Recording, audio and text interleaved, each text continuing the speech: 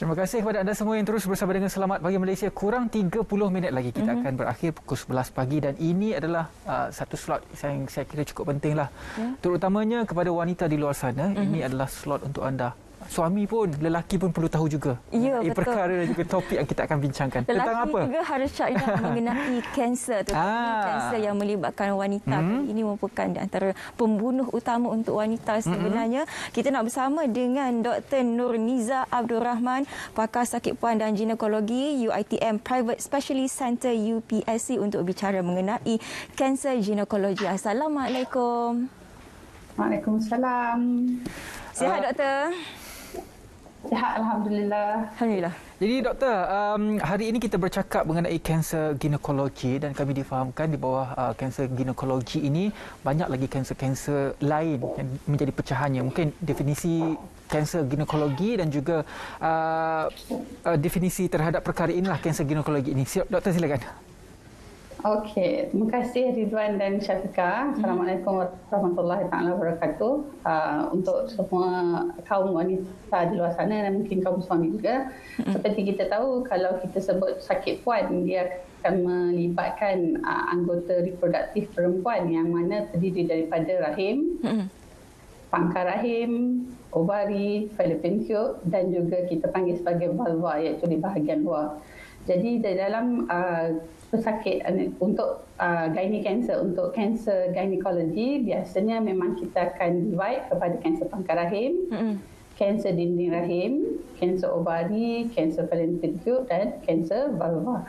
So basically bila kita cakap kanser, maksudnya sesuatu yang berlaku di luar kawalan badan dan dia membahagi dan dia boleh merebak. Jadi bila kita bercerita pasal kanser ni, kita akan banyak bincang macam mana cara kita nak cegah, nak halang, nak detect ataupun nak kenal pasti. Kalau boleh kita tak nak kanser ni bila kita dapat tahu dah berada di peringkat akhir. Sebab itu pada saya ini adalah sesuatu yang seluruh rakyat Malaysia dan rakyat dunia memang sangat perlu ambil tahu supaya kita dapat mengurangkan beban di mana apabila apabila kanser didetect ataupun dikenal pasti di peringkat akhir, ia merupakan sesuatu yang akan menyedihkan semua dan juga ia akan menambahkan beban kepada situasi kewangan keluarga dan juga kepada negara. Seperti mana yang doktor katakan tadi, kanser ginekologi ini dibahagikan beberapa pecahan, terdapat pelbagai jenis sebenarnya di bawahnya. Adakah setiap jenis ini akan memberikan petanda-petanda awal ataupun ianya berbeza-beza, doktor? Okey. Kalau Syafiqah okey, saya cerita satu-satu ya Syafiqah. Boleh silakan doktor. Okey. Setiap daripada kanser yang bahagian perempuan ni dia akan menunjukkan manifestasi yang berlainan. Okey, kita mula dengan kanser pangkar rahim dahulu ya. So untuk kanser pangkar rahim ni dia sebenarnya dah diketahui sejak beberapa tahun yang bahawa kebanyakan kanser pangkar rahim yang kita kenal pasti adalah disebabkan oleh jangkitan kuman human papillomavirus. So jangkitan kuman human papillomavirus ni dia adalah disebabkan oleh aktiviti seksual dan ia akan kebanyakan orang yang sexually aktif memang akan mudah dijangkiti dan kebanyakan mereka yang dijangkiti boleh buang sendiri virus, tetapi dalam 10 ke 15% virus akan kekal di dalam sel-sel di pangkar rahim dan 10 ke 15 tahun akan datang dia akan berubah kepada kanser pangkar rahim. So kanser pangkar rahim manifestasi dia adalah period ataupun darah yang keluar selepas bersama. Okey, so perempuan biasanya sepatutnya apabila mereka punya masalah period tu kita detect ada masalah, maksudnya lain daripada biasa, yang sepatutnya hari keluarnya adalah sama, setiap bulan waktu keluarnya lebih kurang sama dalam jangka masa 28 ke 30 hari dan juga tiada pendarahan di antara 1 bulan ke 1 bulan period. So sekiranya terdapat pendarahan yang berbeza ataupun lebih kalau kepada cervical cancer ni, kalau misalnya sudah peringkat akhir ataupun peringkat 3 dan 4, dia lebih kepada terdapat pendarahan selepas bersama ataupun kemudiannya dia boleh berdarah tak tentu masa. Okey. Jadi cervical cancer, satu perkara yang mana kita sebenarnya boleh halang daripada berlaku dan kita juga boleh kesan di peringkat awal. Saya cakap terus kepada cara kita halang dan kita kesan, baru kita gerak kepada kanser yang lain. Boleh? Boleh. Doktor, saya nak tanya satu benda. Disebabkan kanser yang doktor sebutkan sekarang ini disebabkan oleh jangkitan HPV, bolehkah kalau sekiranya melakukan hubungan seksual itu, kalau kita gunakan perlindungan, mampukah ia menjadi satu pencegahan? Seperti diketahui, kalau perlindungan yang dimaksudkan mungkin kondom kan? Yes. So pencegahan hanya dapat dicegah dalam 60% sahaja. So bukan pencegahan total lah. Okey. Jadi untuk kanser pangkal rahim ni, masalah dia apabila dia detect di hujung, dia akan menyebabkan masalah kepada kegagalan buah pinggang, masalah kesihatan yang teruk dan membebankan pesakit sendiri dan keluarga, dan rawatannya juga kebiasaannya jangka hidup pesakit tidak panjang berbanding kalau kita halang daripada awal dan juga kita detect, cegah dan juga kita kesan daripada awal. Okey, so kan saya cakap tadi kanser pangkal rahim kebanyakannya disebabkan oleh human papillomavirus yang semua orang tahu. So this virus ini sebenarnya kita boleh kesan semasa kita melakukan pap smear. Pernah dengar tak pap smear? Kita cek pangkal rahim kan? Ya. So kalau dahulu kita cek pangkal rahim, kita hanya tengok kepada sel. Sekarang kita boleh cek pangkal rahim dan kita boleh detect kehadiran virus ini di dalam di kawasan pangkal rahim itu sendiri. Jadi cara yang bagus untuk semua rakyat Malaysia yang pernah bersama, dah kahwin, right? Ataupun pernah bersama, active sex, so mereka memerlukan screening ataupun kesan secara berkala. Di mana setiap perempuan perlu hadir untuk melakukan pap smear, dan daripada situ kita akan kesan secara berkala. Kalau dahulu pap smear kita buat secara berkala, sekiranya 3 tahun berturutan normal, kita boleh repeat pap smear selama 3 tahun sekali. Dan sekarang kalau kita kesan human papillomavirus, kita sekiranya tidak ada human papillomavirus, kita boleh repeat, kita boleh ulang balik pap smear selepas 5 tahun. Kerana memang kita tahu kebanyakan kanser pangkal rahim adalah almost 100% disebabkan oleh human papillomavirus. Dan satu lagi bagusnya sekarang, sebab kita tahu vaksinasi kan, dia boleh menghalang dan mencegah.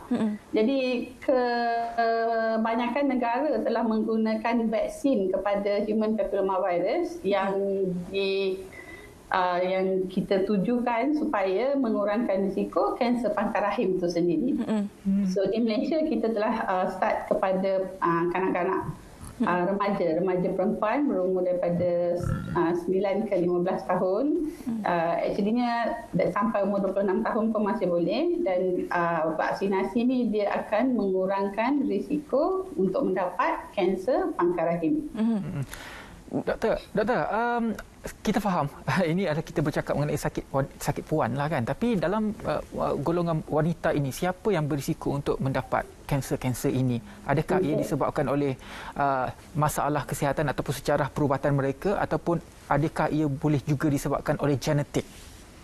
Alright, so untuk kanser pangkal rahim ni, kita tahu seperti saya cakap tadi disebabkan oleh infection. So jangkitan human papillomavirus ni disebabkan oleh seks. Okay? Dan siapakah yang terlibat? Actually ni yang terlibat adalah pihak lelaki dan juga pihak perempuan sebenarnya.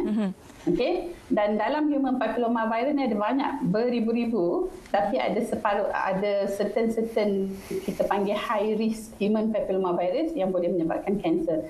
Dan kita tahu sesiapa yang sexually aktif kebanyakannya akan dapat virus ini, di mana lelaki pun ada jangkitan kuman, perempuan pun akan dapat jangkitan kuman. Okay? Lebih kurang 80 ke 90% boleh clearkan kuman itu sendiri, maksudnya antibody sendiri. Tetapi 10 ke 15% itu memang tak boleh, dan orang itu yang akan akhirnya terdapat perubahan di dalam sel menyebabkan ke arah kanser. Okey. So sekarang ni adakah dia disebabkan oleh genetik? Tidak, dia adalah siapakah risiko? Siapakah orang-orang yang berisiko untuk mendapat kanser pangkal rahim? So orang-orang yang berisiko adalah orang yang sexually aktif, kita panggil, bertukar-tukar pasangan, pasangan bertukar-tukar pasangan, merokok, seperti kita tahu orang-orang yang merokok memang risiko kepada semua kanser itu meningkat. Okey. Dan sesiapa yang juga dijangkiti oleh kuman human papillomavirus. Ini bermakna lelaki juga boleh menjadi penyebab ataupun pembawa. Sebab kita bercakap mengenai virus di sini. Jadi kalau bertukar-tukar pasangan itu, jangan asyik menyalahkan wanita disebabkan kanser ni. Lelaki juga bertanggungjawab menjadi pembawa. Kita bukan nak salahkan siapa-siapa. Macam di Australia, untuk vaccination ni, dia bukan sahaja vaksinasi perempuan, remaja, adolescent, dia bagi juga vaksinasi kepada lelaki, remaja-remaja lelaki. So yes. So dia boleh menghalang juga daripada jenis human papillomavirus yang menyebabkan warts. Warts tahu ketuat, bahasa Melayu cakap ketuat. Baik doktor, antara jenis-jenis kanser yang lain dan juga cara pencegahannya selain daripada pangkal rahim. Okey. So tadi kita cerita pasal kanser pangkal rahim, dia berisiko kepada sesiapa saja yang sexually aktif, dapat human papillomavirus, dan manifestasi dia adalah pendarahan selepas bersama. Itu bila sudah ada penyakit lah ataupun kita boleh detect sebelumnya. So kita masuk kepada kanser dinding rahim. So dinding rahim ni, kanser dinding rahim selalunya berlaku lebih kepada perempuan yang sudah menopause. Dan risiko-risikonya adalah sesiapa yang badannya besar, obesiti, darah tinggi, kencing manis. Okay? So risiko nombor 1, postmenopausal woman, maksudnya perempuan yang dah menopause. Jadi kepada wanita di luar sana yang sudah menopause, sepatutnya tiada period lah tiap-tiap bulan, betul kan? So sesiapa yang sudah menopause tetapi tiba-tiba datang balik darah haid, itu merupakan petanda yang perlu datang ke pakar sakit puan untuk kenal pasti adakah itu adalah kanser ataupun bukan. Boleh juga disebabkan oleh benda lain, tetapi kita paling takut sekali kanser untuk dinding rahim. Doktor, tadi doktor ada menyebut mengenai salah satu tandanya ataupun gejalanya punca faktornya ialah kencing manis. Kalau kita tengok kembali kepada mitos, saya tak tahu ini mitos ataupun fakta, apabila yang mengatakan kalau kita terlalu banyak makan soya itu akan menjadi faktor kepada kanser. Benar ataupun auta, doktor? Banyak mana you makan agaknya. Okey, soya tu sebenarnya kita panggil phytoestrogen. Dia adalah hormon tapi daripada pokok lah, right? Tapi untuk kata soya penyebab kanser, saya tak tahulah banyak mana orang tu makan soya untuk menyebab kanser. So dalam kesedanaan saya tak rasa benda tu adalah masalah besar lah. Tapi dia boleh membawa, kalau mengambil berlebihan, adakah dia boleh menjadi trigger point? Susah nak cakap sebab banyak mana amount bila you cakap berlebihan tu penyebab kepada kanser tu sendiri. Yang kita tahu kalau misalnya memang kalau perempuan, contohnya pesakit PCOS, pernah dengar? Polycystic Ovarian Syndrome, di mana dalam badan dia penuh dengan hormon estrogen. Badan dia sendiri ada hormon estrogen. So pesakit yang begini memang bila dia ada berlebihan hormon estrogen dalam diri dia, dia berisiko untuk mendapat kanser dinding rahim. Okey. Yes. Doktor, seawal mana? Yang itu kita tahu. Doktor, seawal mana kanser ini boleh dikenal pasti dan juga apakah yang akan terjadi jika rawatan dimulakan dalam keadaan yang lambat, maksudnya lambat start bertindak, apa yang akan jadi? So macam saya cakap tadi, kebanyakan kanser dinding rahim ni berlaku di peringkat usia selepas menopause, betul? Dan kebiasaan orang menopause tiada pendarahan. Okey. So sekiranya orang yang begini dah bila kali pertama keluar pendarahan dan dia terus datang, okey, kebanyakan masanya kanser dinding rahim akan kita kenal pasti di peringkat awal. Peringkat awal di mana bila diberi rawatan, chances untuk mereka hidup lebih lama sangat-sangat tinggi kerana peringkat awal biasanya dalam stage 1 lah, peringkat pertama. So nak kata kanser ni baik, tak adalah boleh kata dia baik, tapi dia paling baik sebab biasanya dia di peringkat awal. Kalau kita bandingkan dengan kanser ovari, iaitu kanser kilang telur, kebanyakannya apabila sudah dimanifestasi dengan apa-apa simptom dalam badan, kebiasaannya kanser ovari ni dia detect di peringkat akhir. Dan bila dia Doktor, dari segi rawatannya pula bagaimana? Adakah apabila sudah pun menjalani rawatan, pesakit tersebut akan sembuh sepenuhnya ataupun memang akan ada dan hanya bergantung kepada ubat-ubatan untuk teruskan hidup?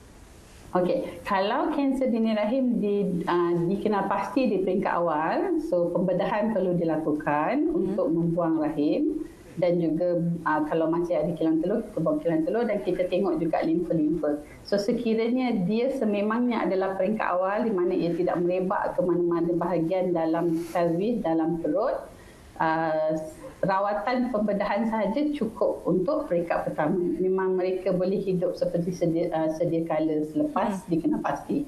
Berbanding kalau peringkat kita identify, kita kenal pasti di peringkat kedua, ketiga atau keempat, yang itu memang berbezalah. Dia akan ada rawatan pembedahan, kemudian kemungkinan kena kemoterapi, radioterapi. So semuanya bergantung kepada stage of the disease. Kita detect awal, hasilnya bagus, insya-Allah boleh panjang usia lah. Kanser yang seterusnya yang selalu terjadi kepada wanita adalah kanser cervix juga, doktor. Jadi yang ini pula bagaimana? Kanser cervix itu kanser pangkar rahim. Kanser pangkar rahim. Kanser yang lain, doktor? Vulva? Okay. Tadi kita cakap pasal kanser pangkar rahim, kanser cervix. Kita cakap pasal kanser dinding rahim, kanser endometrium. Sekarang kita cakap pasal kanser ovari. Kanser ovari ni satu kanser yang memang sangat-sangat orang kata devastating lah kalau dapat tahu dapat kanser ovari, sebab kebanyakan masa mereka datang kepada kita, mereka selalu ni di peringkat ketiga, keempat, stage 3, stage 4. Okay, bila stage 3, stage 4 ni jangka hayat mereka 5 tahun akan datang memang sangat-sangat rendah lah. Okay, jadi apakah simptoms, ataupun kita cakap siapakah yang perlu kepada kita panggil screening untuk orang-orang yang siapakah berisiko untuk dapat kanser ovari. Okay, so orang-orang yang berisiko dapat kanser ovari ni, yang ini macam Rizwan cakap tadi, kita boleh cakap dia memang genetik. Dia adalah bersifat, kebanyakannya bersifat keturunan. Right? Jadi sesiapa yang ada keluarganya, maknya ataupun aunty dia ada kanser payudara, okay? Ataupun di dalam keluarga dia sendiri ada keluarga yang dapat kanser ovari ataupun kanser kolon, kanser pankreas. So mereka adalah orang yang kita perlu screen ataupun kita kenal pasti adakah mereka akan dapat kanser ini. Tapi nak kata kita boleh identify terus tu taklah. Screening ni kita tahu dia hanyalah cara untuk kita cuba kenal pasti di peringkat awal, tapi ia tak mudah juga. Tapi masih boleh dilakukan. Contohnya apakah screening untuk kanser ovari yang kita boleh buat? Kita boleh scan patient tu sendiri, tengok dia punya kilang telur, dan kita boleh hantar darah, kita panggil tumor marker, kita tengok adakah peningkatan kepada tumor marker. Kebanyakan patient apabila dia di peringkat awal kanser ovari, dia selalu rasa discomfort, dia rasa tak selesa je dekat perut dia. Makan sikit dah cepat kenyang. Dia tak ada specific symptoms, and bila nak describe sakit perut tu dia vague. Dia tak ada spesifik sakit perut yang boleh explain untuk kita diagnose. Contohnya kan kalau orang yang sakit pedih hulu hati, gastritis, so kita kata okey, ni just gastritis pedih hulu hati lah. Okay? Tapi untuk kanser ovari, dia rasa dia sakit, dia rasa tak selesa, tapi dia tak boleh nak cakap macam mana rasa tak selesa tu sendiri. Jadi biasanya jarang di peringkat awal dia ada pendarahan daripada bawah yang tidak normal, jarang ada bengkakan di perut, dan biasanya memang tak akan diketahui kalau sakit perut tu tak cuba kena pasti daripada peringkat awal lah. So bila dia datang, dia kemudian masa tu perut dah bengkak, dah ada air dalam perut, dah susah nafas. Yang itu memang susah untuk kita lakukan. Dan satu lagi, kalau Syafiqah dengan Rizwan pernah dengar pasal genetik BRCA. Basically orang-orang yang keluarganya ada kanser ovari, kanser breast ataupun kanser kolon, kita boleh kena pasti genetik mereka, di mana sekiranya mereka positif kepada BRCA ni, orang-orang ini kita boleh follow up mereka dan cuba identify, maybe follow up setiap tahun untuk melakukan scan untuk cek adakah mereka mempunyai kanser ovari ke tidak. Kalau kenal yang paling glamour sekali Angelina Jolie lah. Okey. Sebab dia positif kan BRCA, jadi apa yang dia buat surgery sebagai kita panggil prophylactic, supaya dia tak kena kanser tu. Awal-awal lagi dia dah buang dia punya ovari. Okey. Okey, Doktor, sedikit nasihat kepada penonton di luar sana. Mencegah itu lebih baik daripada mengubati. Silakan, Doktor. Okey. Pada saya, jangan benci vaksin. Vaksin kepada human papilloma virus adalah bagus untuk menghalang anak-anak kita nanti pada masa akan datang daripada dijangkiti kanser pangkal rahim. Jangan hanya duduk diam diri bila mana ada masalah dalam period haid, sama ada tidak regular ataupun sesuatu yang tidak biasa berlaku pada badan. And datanglah, cubalah untuk cari punca kepada sakit-sakit di bahagian perut yang tidak diketahui, kerana insya-Allah mencegah itu masih lebih baik daripada merawat. Baiklah, terima kasih banyak-banyak kepada Dr. Nur Niza Abdul Rahman, pakar sakit puan dan ginekologi UITM Private Specialist Center UPSC, memberikan penerangan kepada kita semua hampir 30 minit berkenaan dengan kanser ginekologi yang saya kira cukup penting untuk semua wanita maupun penonton. Selamat pagi Malaysia. Terima kasih banyak-banyak, Doktor. Sama-sama. Okey. Baiklah. Jangan lupa